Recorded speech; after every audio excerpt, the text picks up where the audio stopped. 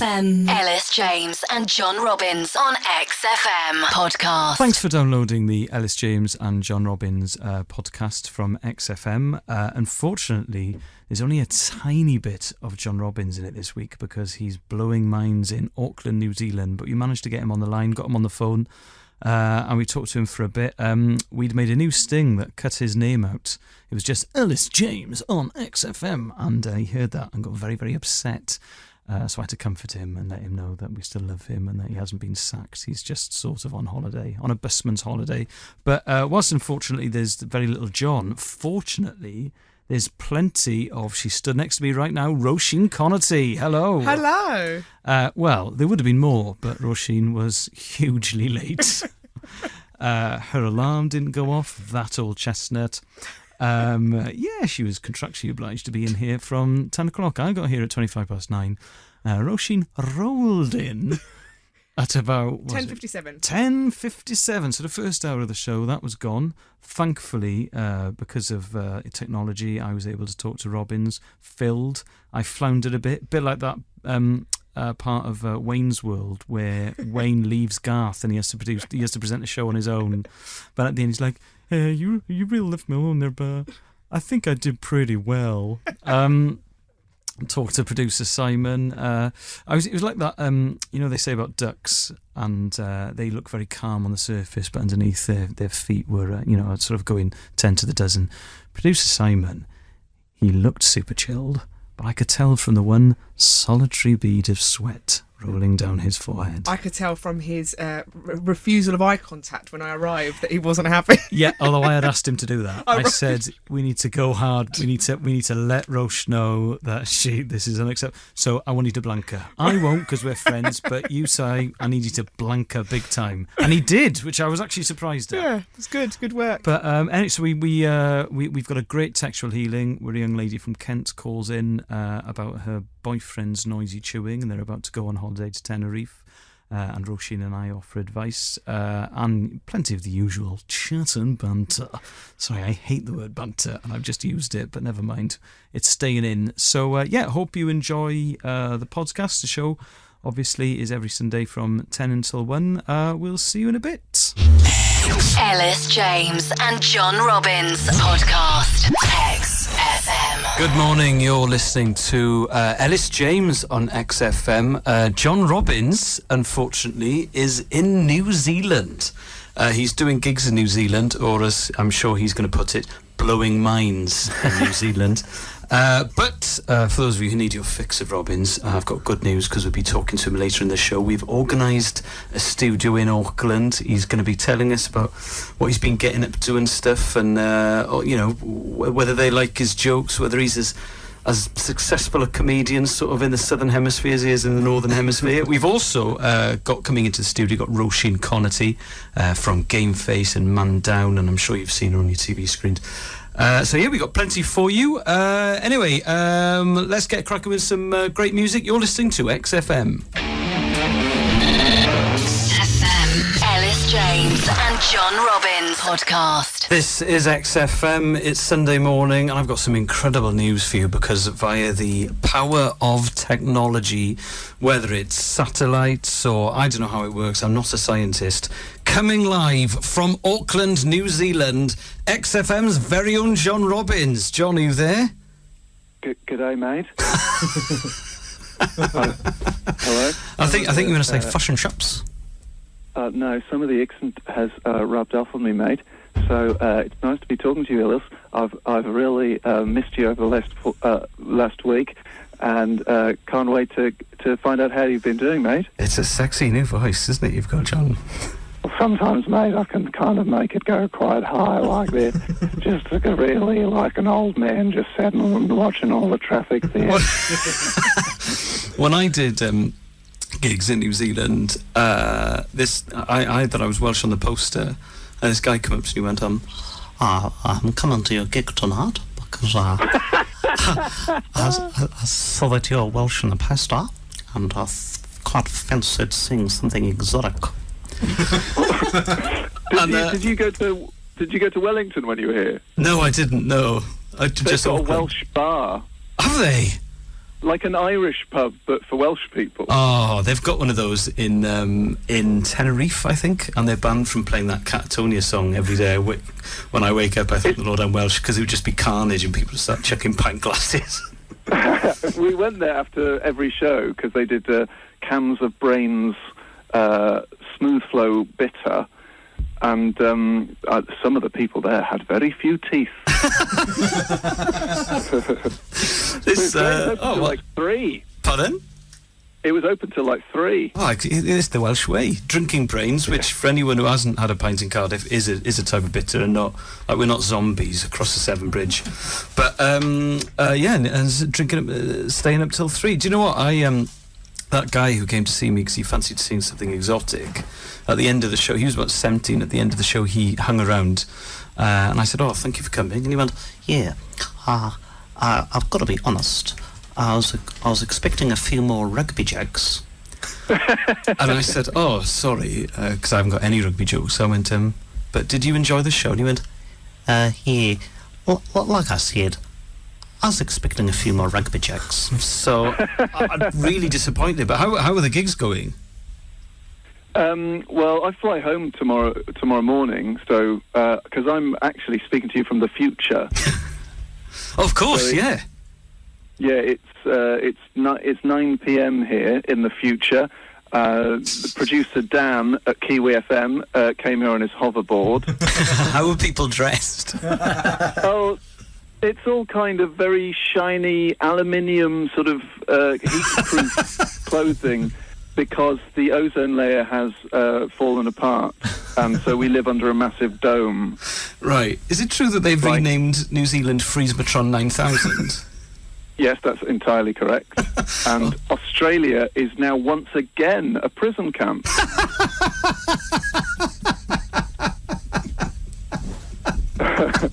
But a prison camp in the future, so everyone's committed like technological crimes. And Max Clifford is the king of the prison camp, and he has exerted control, and they worship him. Those Australians, I mean, who could have predicted that? But that is extraordinary. Producer Simon has gone very red here in London, as you can imagine, because producer Simon, like Dave, is a company man, and he doesn't want XFM to get in any trouble. But Robin's from 12,000 miles away, pushing the boundaries. Incredible broadcasting. Elis James on XFM. You're still listening to XFM, and no doubt eating his space pills or his astronaut food in Auckland. We've got John Robins still on the line. John, you still there? I'm still there, Elis, and in that break I made a complaint that my name had been cut out of our sting for our show. Yeah, what's happened here in London is a sort of a Stalinist, revisionist version of history where because you weren't in the first people who link. leave for a week get their names cut out of their shows. Yeah, it's wouldn't be first on Stalin's list of things to do, would it? Unbelievable. And also, I hear my replacement, who is lovely, is not there yet. No, she's late. She sent this text going, "Oh my God, my alarm hasn't gone off." So I'm going to take the mickey up for her when she eventually arrives. I don't want to panic, XFM listeners. I'm more than capable of keeping my hand on the tiller, alone. But when Roisin comes in, it's going to be great radio. What's the texter for today going to be? It's going to be news. Well, next on Tuesday, actually, I am going for a shave at an old-fashioned gentleman's barber's. Right. So I'm thinking of talking about, sort of ways of keeping things old school. Because Morrissey, for years into the email age, refused to communicate via any method other than fax. Wow. What? I said, wow. What do you mean, wow? It sounds like an absolutely cracking texter, Elis. Oh, listen, Oh, I almost swore there because I was angry, but it's the Sabbath here in the past. You're just going to get loads of people from Shoreditch sort of tweeting in going, "Oh, I make my walls out of record players and my hat's made out of an old pinhole camera. And I will, out of a box brownie camera, and I will get great radio out of that, John, because I'm more than capable of keeping my hand on the tiller very successfully whilst you gallivant in New Zealand entertaining people down under. You know, it was your decision to take a 27-hour flight to do some gigs.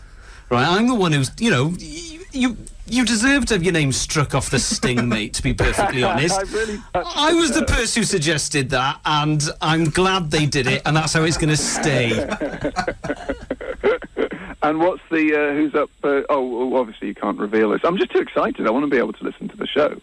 Because obviously, are you doing Sacred Cows today? We are doing Sacred Cows. We're not doing Winner Plays On, because we thought that's too much of a Robbins James thing. Well, obviously, me being in New Zealand has seen the downfall of both Ronnie O'Sullivan and Liverpool, which has been absolutely devastating. Yes, somebody angrily tweeted me yesterday, going because when Arsenal went 2-0 down in the FA Cup final, I made a wry tweet. I said, I think they're going to lose this, and I will laugh a bit. And this bloke went, yeah, well, what have Liverpool won, eh? What have Liverpool won? And I said, well, I said, nothing. Why does that bother me? I support Swansea City. He went, sorry, I thought you were the other one on XFM. Oh, yeah, I saw that tweet. Oh, and Elis, obviously the biggest news over there is the fact that I now have a Wikipedia page. Do you? Yes. A person who you don't know, who's not... Yeah. Oh, so there's some John Robbins weirdo out there. It's a huge day for Robbins. I was so made up, because I was looking for... Because they review our shows over here, so I was sort of Googling for reviews, and up it came. And the information was mainly accurate. Oh, that's good, because somebody on my Wikipedia... I had to add a few awards. Because somebody not embarrassingly, I like it, somebody on my Wikipedia page has claimed that I introduced the mango to Carmarthen, which I am keeping up there because I think it's very funny. You know who that was, don't you? Who? That was me. Oh, I thought it was just some... I thought it was just some weirdo about you introducing the mango to Carmarthen. Yeah, but I just thought it was some weirdo who put that on Wikipedia. I didn't know. Oh, I'm gutted about that. Was me. That was a great prank. Yeah, well, I mean, I don't know who Did I not tell you about that? That's the sort of thing I would have bragged about having done. Yeah, but, you know, there's so much bragging from Robbins, and some of that I occasionally forget. I wonder who did your Wikipedia page. If you're the lone Robbins apologist out there who's responsible for his Wikipedia page, do tweet me, because don't all go on the page and start vandalising it. I've put that thought in people's heads now. It's taken me a long time because I would refuse to write my own Wikipedia page. I think that's too depressing. But now it's there. Don't tamper with it. I've just called it up online, and it is unerringly accurate. Robbins grew up in Bristol and attended the Castle School in Thornbury, South Gloucestershire. Following graduation from the University of Oxford, got to get that in. He returned to the city where in 2006 he shared a flat with fellow comedians John Richardson, Russell Howard and Mark Oliver. He's a vegetarian. They've really got to the nub of Robbins. This is incredible. XFM. Elis James and John Robbins on XFM podcast. Oh, The Day We Caught the Train by Ocean Colour Scene. God, suddenly it's the 90s. Tony Blair's the hot new leader of the opposition. John Major's floundering as Tory PM. Everyone's mobile phone is big. If they've got a mobile phone, people still use videos. People think that the laser disc is going to catch on. That was never going to catch on. People have got mini discs at school. GCSEs were difficult then. Sorry, that's terrible. I hate it when people say that about GCSEs and A-levels. Oh, yeah, well, I got 3 decent A-levels back when it meant something, if you know what I mean. I did my GCSEs in 2005. Back in the day when it was difficult to get a GCSE back then, you know what I mean? People weren't even using the internet in their exams. Do people use the internet in the exams? I don't know.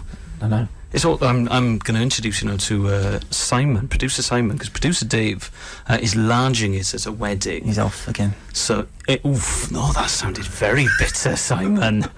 That sounded like there was a real beef between you and producer Dave. Is there? You know, two young upcoming producers. You know, we're gonna, like rotting stags.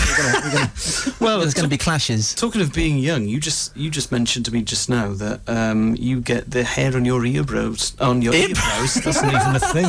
On your ears. That I have to admit burns that off by a barber. Well, no, I don't get that. We heard that you were going to go for a nice wet shave, and I was wondering if they were going to do that thing with the big cotton bud where they burn the... No, I don't have that problem. I'm going to go for a wet shave because I've seen it in films and it looks quite cool, and I like to pretend that I'm Sherlock Holmes in the 19th century.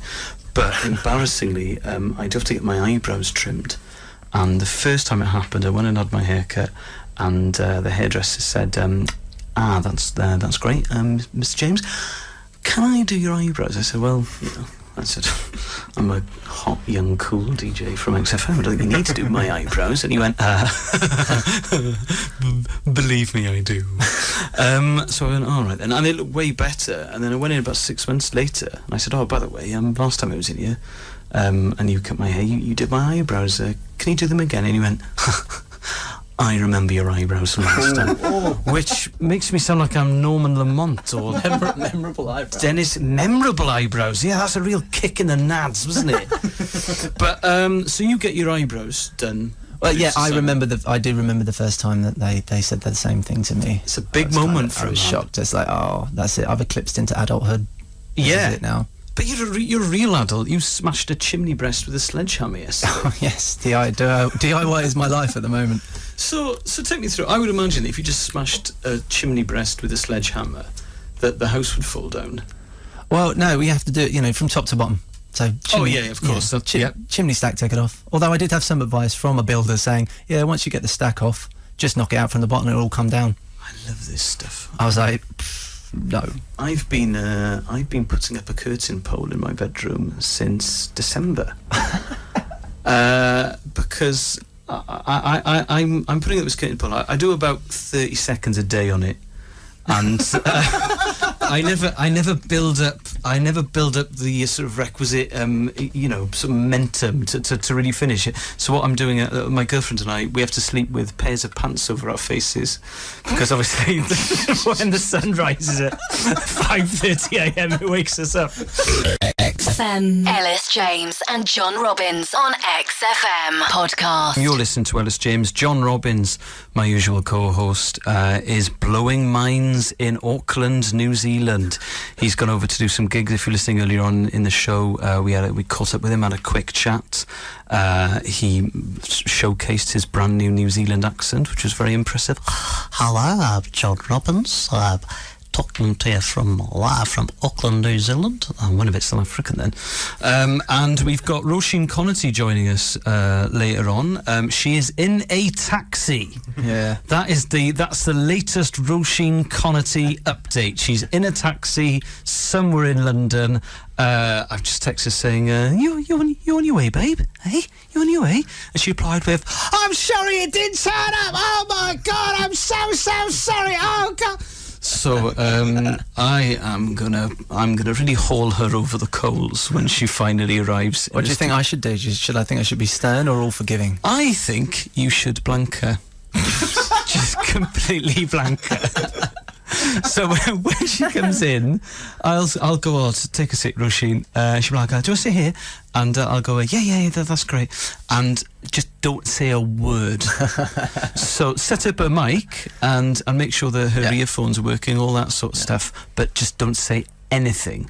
And if she's asked to use the toilet or something, just look at me. And I'll go, yeah, of course it's through there, but you'll need a fob to get through. So not saying anything. You don't want me to do the Elis, could you tell Roisin? No, that's too obvious then.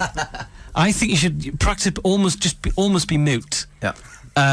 So anything that she asks you, you just give me the nod and I'll answer to the best I can. And then if it's a technological sort of radio question that I can't answer, I'll say, I'm afraid I don't know, Roisin. Simon's he's had a bad day, so because somebody didn't turn up on time. Elis James and John Robbins podcast. XFM. You're listening to XFM. Ladies and gentlemen, listeners, she's here. Roisin Conaty is in the studio. Yeah. Oh, that is a sarcastic clap from producer Simon. Oh, my goodness me.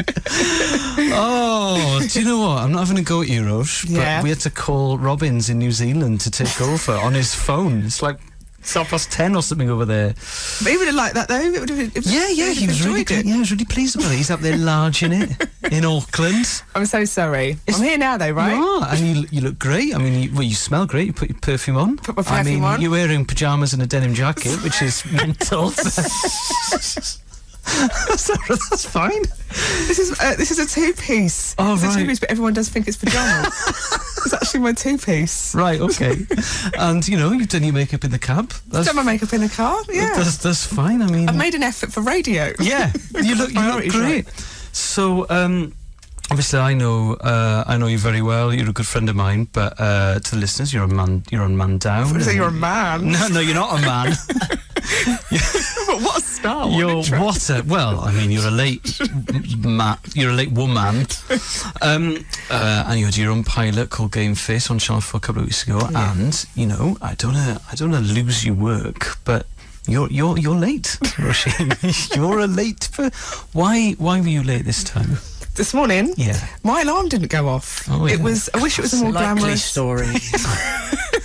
I had my headphones in as well. That's the worst case. So my headphones were in my ear from my phone, and the alarm didn't go What off. do you mean your headphones are in you? So I slept with my headphones in. Why?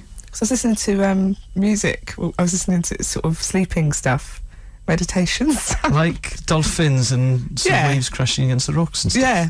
What, are you having trouble sleeping? No, but I always have to listen to something to sort of get to sleep. Do you? Yeah. Like Gaza.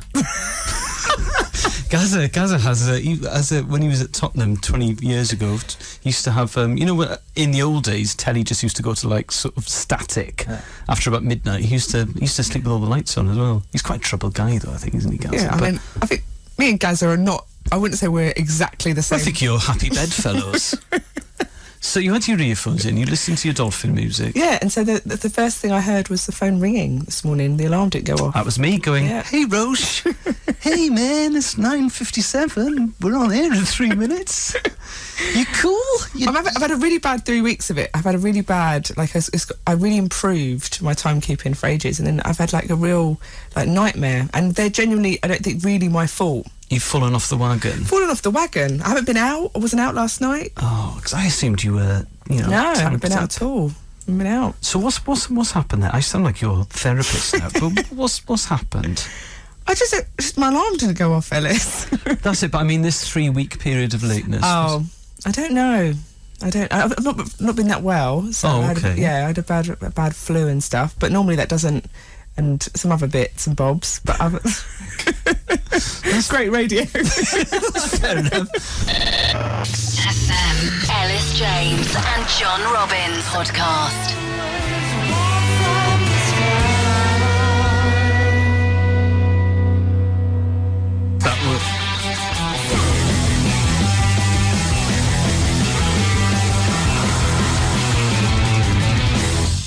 That was My God is the Sun by Queens of the Stone Age. Yeah, I did come in a bit early, but that's fine. It's live radio. It's the cut and thrust. If you can't stand the heat, get out the kitchen. Now, I'm with Roisin Conaty rather than my usual co-host John Robbins because he is in New Zealand. Roisin, I don't want to lay the point. A little bit late.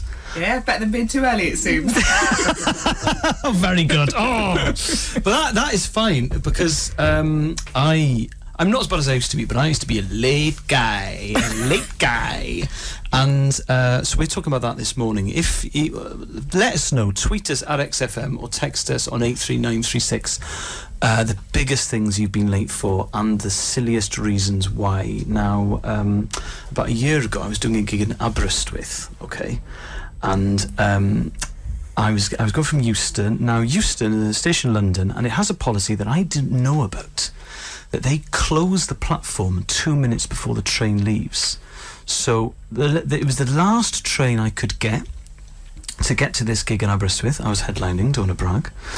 But the train's leaving at 2:43. Now I'm there at 2:41, so I'm pretty pleased. I'm thinking I might actually go and buy a pasty.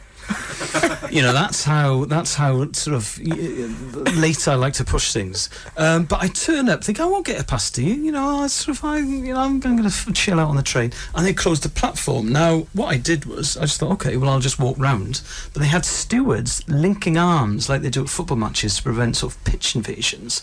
So I turned to him, I said, well, what's this? Is there a problem with the train? He went,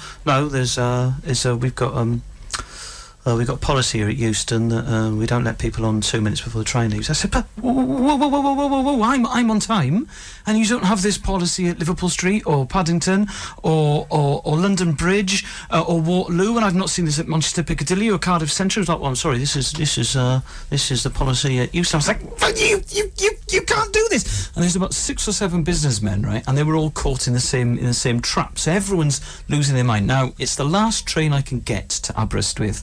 I'm headlining the gig, and there are no comedians living in Aberystwyth, right? Because it's too far, right? So if I don't get there, the gig doesn't happen. Now, I start to freak out, but I'm like, I can't say, guys, it's really important, I'm a comedian.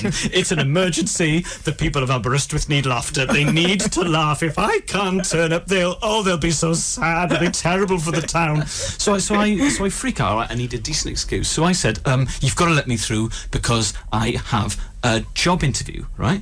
And this businessman next to me was like, listen, mate, that's all I'm going to miss is a meeting in Birmingham that can be rescheduled. But this guy's got a job interview. Yeah? And is there a session? It's times of austerity. What's your job interview for? And I went, IT. He went, he's got a job in IT. I work in IT. I was like, yeah, it's the Welsh IT, though, so it'll be different to your one. So let's not talk about it at length. He was like, you've got to let him through. You've got to let him through. Now, it's 10:42. We've got a minute to go, right?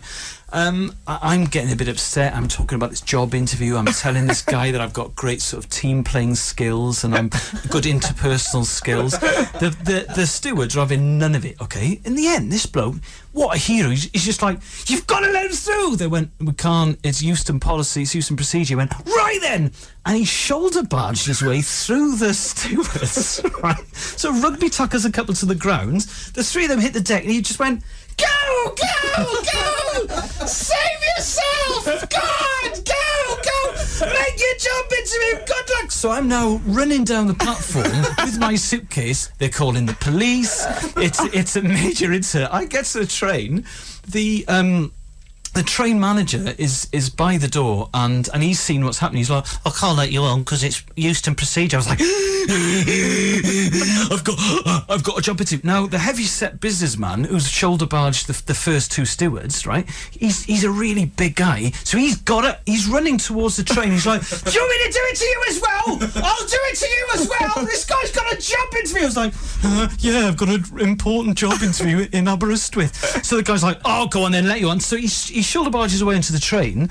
Now, it was amazing. It was one of the most impressive things I've ever seen. But for 2 hours, as we made our way to change at Birmingham, I had to claim, because he worked in IT as well, that I was so nervous about the job interview that I couldn't discuss any IT with him because I was trying to keep my powder dry. So we were talking about sport and stuff. And he was saying things like, I mean, obviously I'll work in IT, so if there's anything you want to go over. I was like, no, I'd rather not. I'd rather just save myself for the job interview because things are different in Aberystwyth. He was like, okay, that's fine, good luck. Let me know on Twitter how it goes. He thinks I got it. I was like, yay, I'm working in IT for the National Library of Wales in Aberystwyth. Ellis James and John Robbins podcast XFM. on XFM. I just gasped in a pantomime way because you've had a fantastic text about lateness. I was late for my sister's wedding as a result of following sat-nav directions to Claydon Hall in Leeds rather than Claydon Hall in Oxfordshire. Oh dear. The rally drive, his sister's wedding. Oh man. The rally drive across the Oxfordshire countryside wouldn't have been so bad had my mum not been in the passenger seat. Oh, man. That is stressful. I told you I was late for Paul McCaffrey's wedding the other week. Were you? Yeah. Oh, It was really stressful. And You missed how much of the ceremony? Quite a lot of it. I'd booked my dress, so we got to Waterloo, and then I went home, and then I got my cousin to drive me. And then when I got to the church, I was scared that if I went in, it'd be at the point of, has anyone got any objections? Oh dear. Oh my God, the wrong Claydon Hall. My mum's quite placid, but she would freak out if I was driving her to the wrong wedding venue. Unforgivable. XFM. Elis James and John Robbins on XFM podcast. We've had loads of texts and tweets about lateness. I was an hour late to my English GCSE exam, says Brad, because I didn't want to leave the house because it was snowing. That's not your call to make. That is, you listen to local radio and see if your school has closed. Also, your GCSE exams, aren't they in the summer? Yes. What? Wow. I mean, unless he's calling from Ontario, Canada, and he's doing some sort of long-distance learning thing, I don't know, but that's pretty impressive. My reason for being late is that I often try and fit too much in. So if I've got a quarter of an hour, before I've got to catch a bus or a train or something, I think to myself, do you know what, 15 minutes? If I chop quickly, I could make a risotto in that time.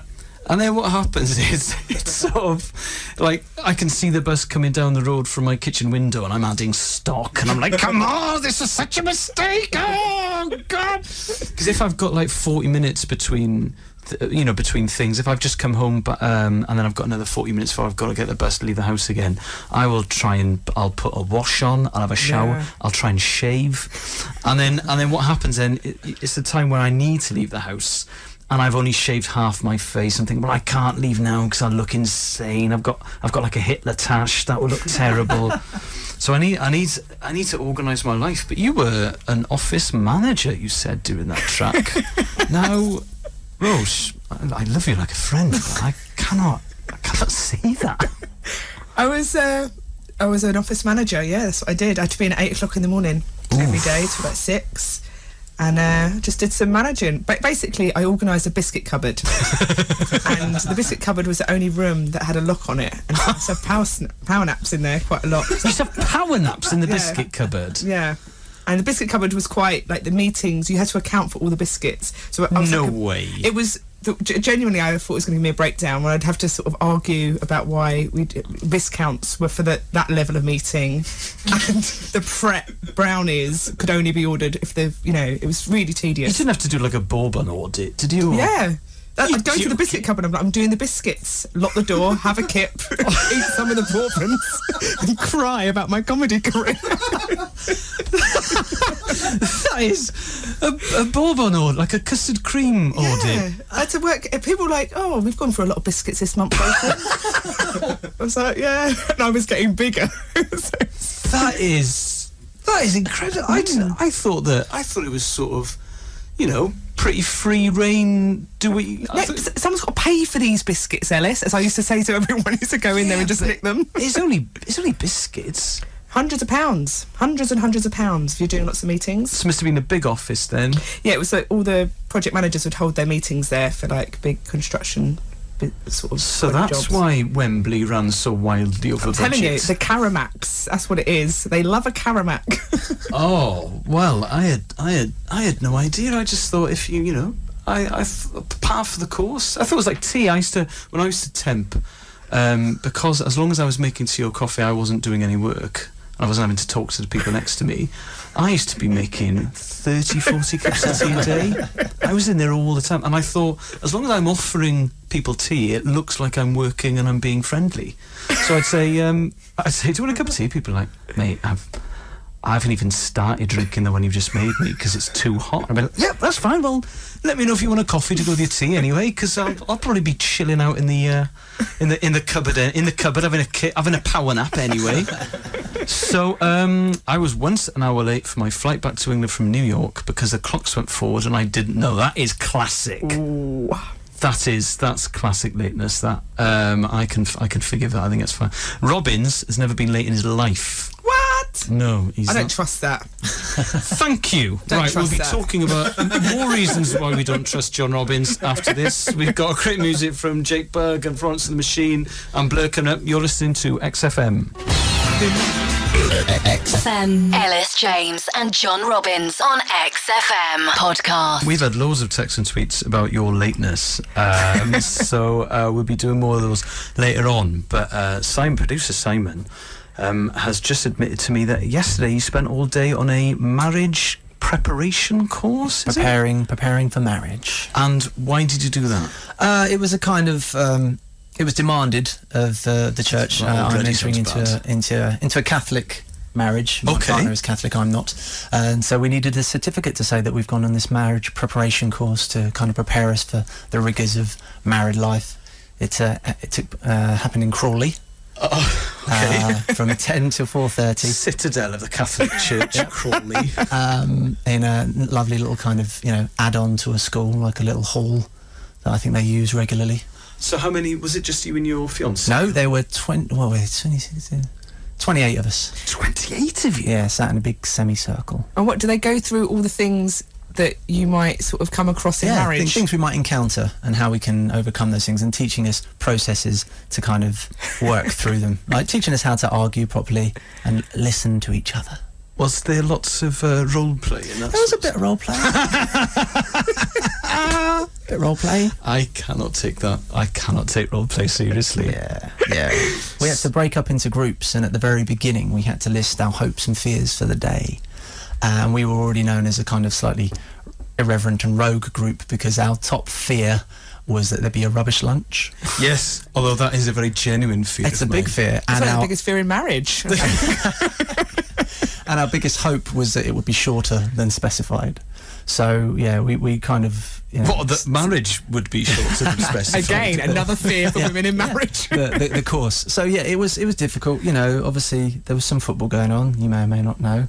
And so there I was, sat in a tiny little room in the glorious sunshine.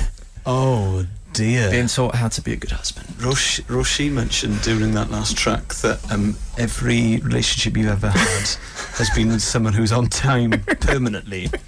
So, like a proper... Because John Robbins, my usual co-host, has never been late for anything in his life. And as Roisin said, she doesn't trust that. I don't think I trust it. I met John for a drink the other night, and I was there by about 8:15, meeting him at 8. He'd been there since 7:40. So as far as he was concerned, I was, sort of 45 minutes late or 35 minutes late. So I had to do the maths in my head there because I got it wrong the first time round. That's why you're late. I'm only 6 minutes late, right? But yeah, Robbins is never late. He doesn't. All right, Robbins. Yeah, no. I'm on your side, babe. I think it's weird. I think it's creepy. I think it's creepy. I know everyone I've ever been out with has been a real timekeeper and a real so it's a real problem.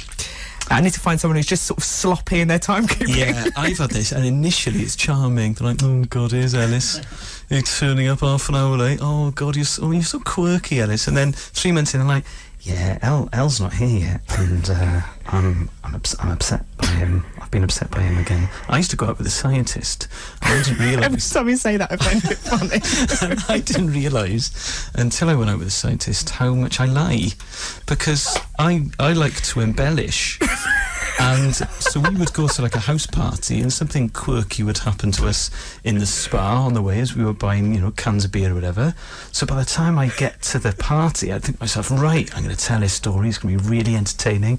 So I'd turn up and I'd be like, hey guys, we're here. And I'd be like, yeah. And I'd be like, you never guess what happened to us in spa when I was buying these cans.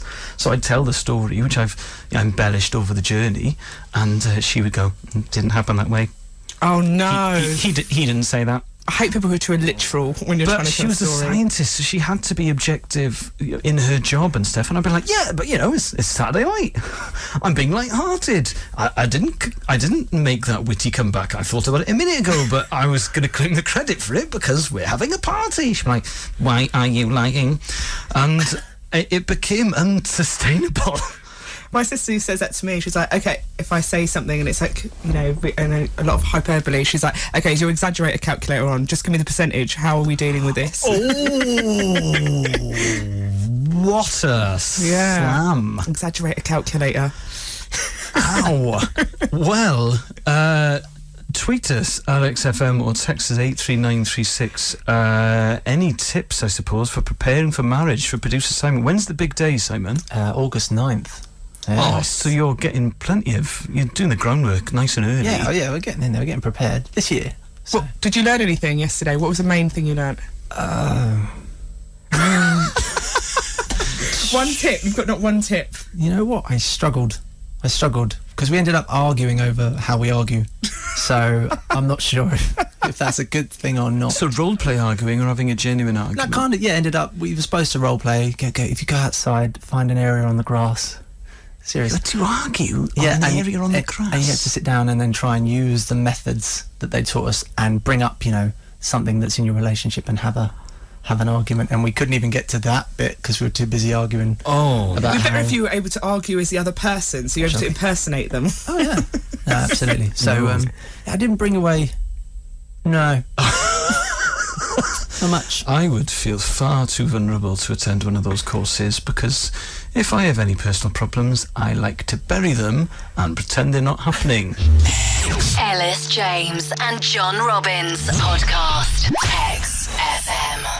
Right, it's time. It's time for textual healing almost. Now, Roisin, I don't think you've done textual healing this before. It's that part of the show where a listener, you might have a problem, or also you can remain completely anonymous. You don't need to give your name, but if a listener has a problem of some sort, they can call in, and then it's your job, Roisin, as an emotionally intelligent, sort of clever woman, to help me give advice to this person. So, listeners, tweet us at XFM. Or text us 83936 if you have a relationship problem. Let's keep it with relationships. We've been talking about that because of producer Simon's course yesterday, which I'm sure he's learnt a lot from. He learnt loads. If maybe your boyfriend or your girlfriend is bothering you in some small way, contact the show and then we'll get you on. You don't need to give your name away. Your relationship doesn't have to come to an end live on air. That's not going to happen. That's not the sort of show it is. We're both Roisin and I, we're both very emotionally sort of intelligent, sensitive people. We're crying now. Roisin's crying. There might be tears. But she's crying because she's wearing pyjamas and a denim jacket, which is one of the weirdest looks. It's a two-piece. It's my bloody two-piece. What did you say it's called, Simon? It's a pinch. Oh, yes. So on the course, in relationships, there's things they labelled them as the pinch. These are the little things, the little irritations that might build up over time. And if you ignore these pinches or the pinch, it becomes a crunch situation. Oh. And if you get to the crunch situation, then that's when you have to use those methods I spoke about previously about learning to listen to each other and talk. But you want to cut that off, head that off at the pass, and so you want to, see the pinch and nip it and avoid crunch time and avoid the crunch. So the pinch crunch leads to breaks, right? Exactly. Oh, I love this. So it's all these good things, and so pinches could be people being late, or people could be the why way are you looking at Roisin like that? I don't know why I did that, or the way they clear their throat, or okay, all these little things. So if they are going to text us, let's know the pinch in the relationship. So listeners, if you think that you're approaching the pinch it's quite a hard sentence to say. If you're approaching the pinch and you want to avoid the crunch, that's like some sort of tongue twister that actors do as a warm-up before performing at the West End, then text us on 83936 or tweet us at XFM, and as part of textual healing, Roisin and I will offer you some salient sound advice. You're listening to XFM. FM. Elis James and John Robbins podcast. It's time for one of my favourite regular features of the show, textual healing. When I get that feeling, I want textual. Textual. So, 10 minutes ago or so, we asked for your problems, and we've got a caller in on the line from Kent. She wishes to remain anonymous, but she's got a little problem with her boyfriend, and Roisin and I are going to try and sort it out. So, caller, are you there? Hello? Hello. Hello? Hello. Hi. Hello? What's your I know you wish to remain anonymous, so I won't give your name away. But what's your problem? You can give me an alias if you'd like. Like, you can give me a name that you can call me by if you'd like. Like Steve? Adele or something. All right, Roisin suggested Steve. Okay then, Steve. I mean, it's going to be a little bit confusing for listeners who are just tuning in. But okay, Steve. What's your problem with your boyfriend? So the problem that I've got is we're going out about like 6 months. We're going to go away together. Right. And we've all got it booked, which is exciting. It's really good because I actually haven't been away for like 3 years. Wow. Okay. Yeah. But so we're going away. So we're going away for 10 days. We're going to Tenerife, which is in the Canary Islands. Yes. When we go away to Tenerife, I am actually really excited. I'm excited to actually spend some time with him. But the problem that I've got is he actually eats like a disgusting pig. Eats like a disgusting, like a monster. Like a monster? It's like... Right. Does he make a lot of noise? Yeah, it's disgusting. Like, right, firstly, it's like he doesn't understand how to use a knife and fork at all. Like, if you look at the way he holds it, it's like his hands are claws, which is actually very funny because normally he's got very delicate hands, right? Second thing about him is he just shovels the food in his mouth. Like, it's absolutely zero grace, if you understand what I'm saying. Zero poise, nothing. Right, so he just shoves all the food in. And then when he chews, oh my God, it's like you're trapped next to a washing machine, but a disgusting washing machine. Has he got his mouth open? Yeah. Oh, bits fall out of his mouth. Oh. But what you have to understand is he's a very kind man. He's a very kind man. He works at an animal shelter. Right? So he's very kind, very gentle person, very good with the animals. But I think because he only spends his time around animals, like at lunchtime or whatever, he just sit and eat next to a pig. If you're sitting and eating next to a pig, I think it doesn't make a difference, do you know what I mean? But the problem is... I mean, he's not eating feed, though, is he? No, of course not. So he's eating... But I think he does share some of the food with the pig. Right, but so he's eating human food, but like a pig. And, yeah. What's it like when he eats soup? Actually, that's the only thing that there's been no problem with. But why... So... Going to Tenerife, do you think it's going to be worse in Tenerife? Does the hot weather make his eating worse, or is Grace... Why do you think going on holiday will make it worse? If I'm honest, what worries me is being around it 24/7, 365. Right, That's what really worries me. Have you ever tried bringing it up with him? Right, here's what I have done, right? So, we went out for dinner with him, me, my brother, my brother's wife, my brother's wife's cousin, and her kid, right? So you can imagine that's quite an important dinner, right? Yeah. We're all out for dinner. And before we went out, I did say to him, this is the very posh dinner, right? So I was like hinting. And he's like, I know. And I was like, no, this is a very posh dinner. So there'll probably, and I tried to say like, there'll probably be like a lot of different types of knife and fork.